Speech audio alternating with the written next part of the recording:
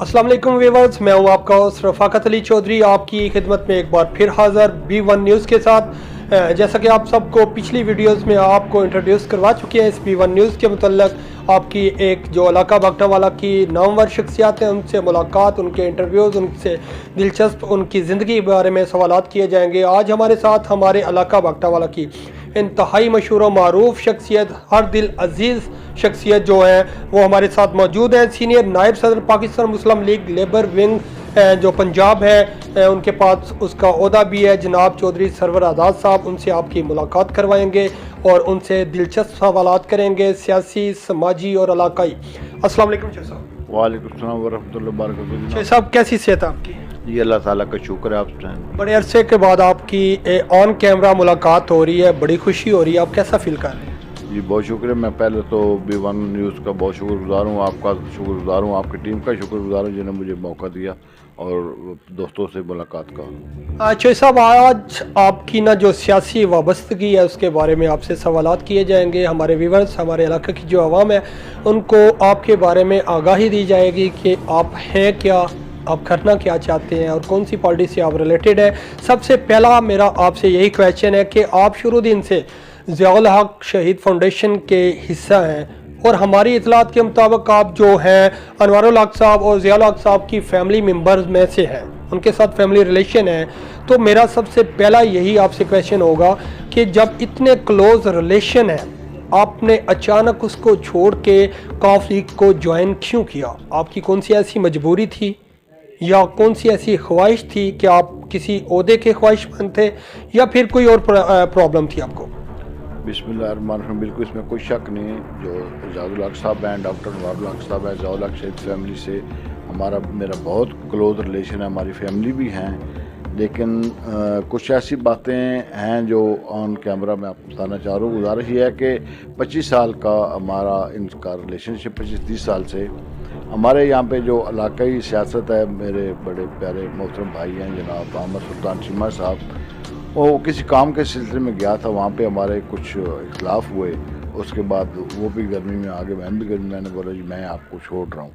उसके बाद फिर जो है ना मैं अपना वापस आ गए। 4 साल के बाद मेरा उनसे कोई रब्ता, ज़ियाउल हक साहब से अभी भी मेरा कोई रब्ता नहीं है। जी साहब, मेरा एक यहाँ पे एक और सवाल है कि हमारे सुनने में आ रहा है चीमा ख़ानदान से आपका रिलेशन बहुत क्लोज है, फैमिली रिलेशन, और जो उस मिला ख़ानदान है वो भी आपका एक फैमिली मेम्बर की तरह आपको एक्सेप्ट करते हैं। जब इतना क्लोज रिलेशन है उनकी वजह से आपने जो ज़ियाउल हक फाउंडेशन जो अपना एक ओहदा छोड़ के आपने कॉफ लीग में ज्वाइनिंग की, ये दोनों पार्टियां, तो ये दोनों ख़ानदान इस वक्त PTI में हैं, तो आपने PTI ज्वाइन क्यों नहीं किया, कॉफ लीग को क्यों तरजीह दी?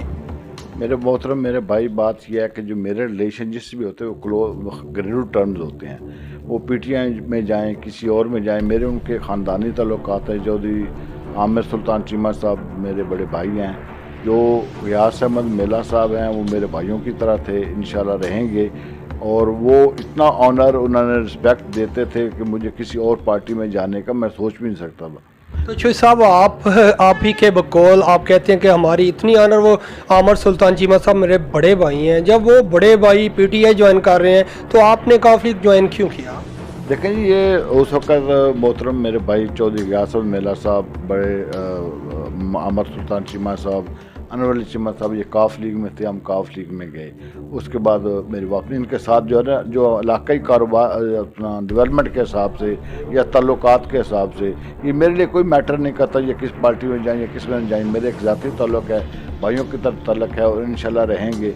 और सबसे दिलचस्प बात यह है कि आज तक उसामा गियास मेला ने मुझसे अपने लिए वोट नहीं मांगा। इसकी वजह यह है कि उनको पता है कि मेरे वालिद के दोस्त हैं और हमने उनको वोट देने हैं इंशाल्लाह। अच्छा साहब, एक और क्वेश्चन हमारे सुनने में आ रहा है कि डॉक्टर अनवारुल हक साहब हैं, उन्होंने आपकी किसी फैमिली मेम्बर से कांटेक्ट किया आपकी वापसी के हवाले से, क्या ये सिर्फ अफवाह है या इसमें कुछ हकीकत भी है? जी बिल्कुल, डॉक्टर अनवारुल हक साहब ने मुझसे भी रब्ता किया और मेरी वालदा मोहतरमा से भी रब्ता किया है कि आप हमारे रिलेशन हैं, हमारे भाई हैं सरवर साहब, इनको वापसी जो है ना वो कराएं। तो मेरी वालदा साहब ने मुझे कहा है, क्योंकि डॉक्टर अनवारुल हक साहब हमारे, क्योंकि जो ज़ियाउल हक साहब हैं, डॉक्टर अनवारुल हक साहब मेरी वालदा उनको बेटों की तरह जो है ना वो मानती है। और दिलचस्प बात यह है कि जब इजाज़ुल हक साहब वफाकी वज़ीर बराए मजहबी अमूर थे, मेरी वालदा को भी हज जो है उनके ही हवाला से हुआ था इंशाअल्लाह। जी जी माशाल्लाह।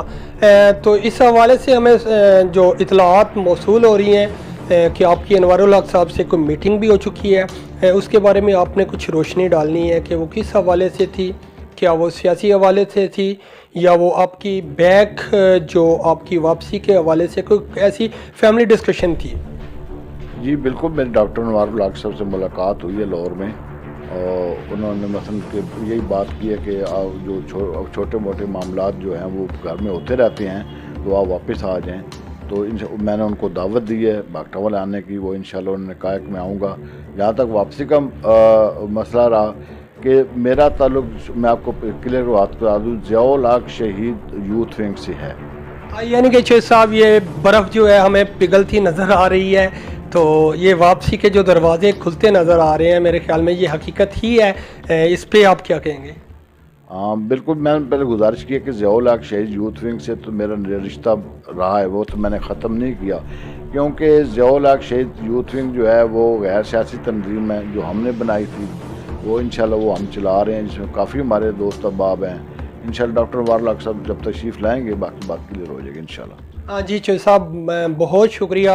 मेरा एक लास्ट क्वेश्चन, इलाकाई जो तरक्याती काम है जो चीमा ख़ानदान या मेला ख़ानदान की जानब से हो रहे हैं, उनके बारे में थोड़ी सी आप हमारे व्यूवर्स को रोशनी डालें।